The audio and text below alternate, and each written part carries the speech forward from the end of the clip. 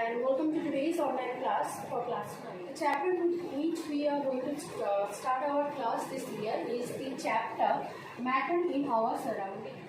Anything around us, from starting to paints, to clothes, to air, anything in this universe around us which occupies some amount of space and have some amount of mass in them, they are termed as matters.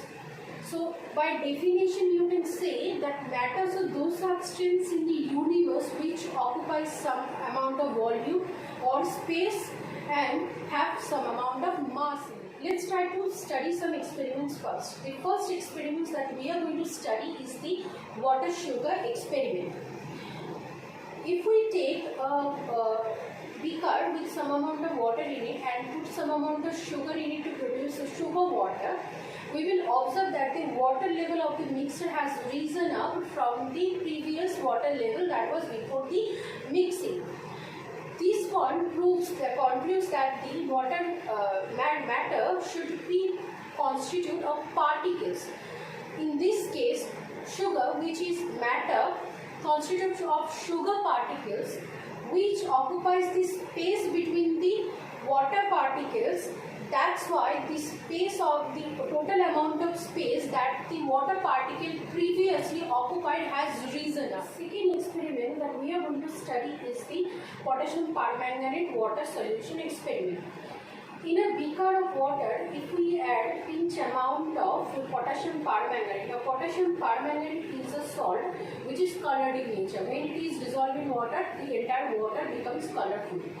Now, in a beaker with some amount of water in it, if we put potassium permanganate, pinch of potassium permanganate, then the entire water inside the beaker will become colored. Now, if you take a minimum amount of that colored water and pour that colored water into another beaker with minimum amount of water in it, pure water in it, then that second beaker will again become colored. This experiment can be again repeated. From the second beaker, little amount of colored water, then again poured into a third beaker containing again a little amount of water. Then again third beaker will become colored. Then again to the fourth beaker, the same experiment will be repeated again on to the fifth and sixth and seventh and so on.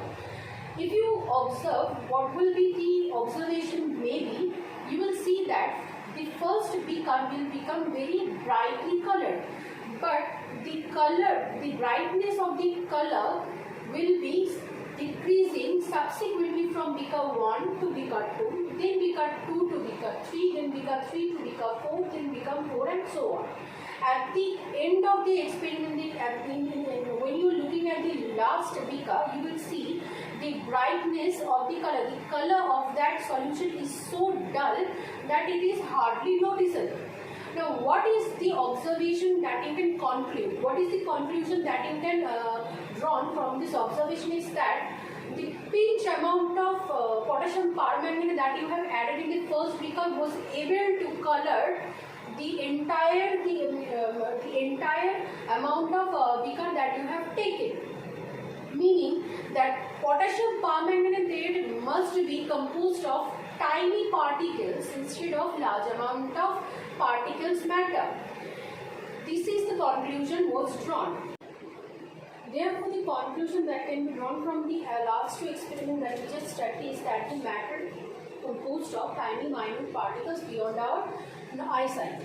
Now, there are some footnotes that needs to be studied by us. Is that SI unit for volume is kilogram, abbreviated as kg. Now, there are other units of volume that are also going to help in your science studies. Those are liter, decimeter cube, centimeter cube, ml. The relation between them are as follows: 1 liter is equivalent to 1 decimeter cube is equivalent to 1000 ml. Therefore, 1 ml is equivalent to 1 centimeter cube or cubic centimeter.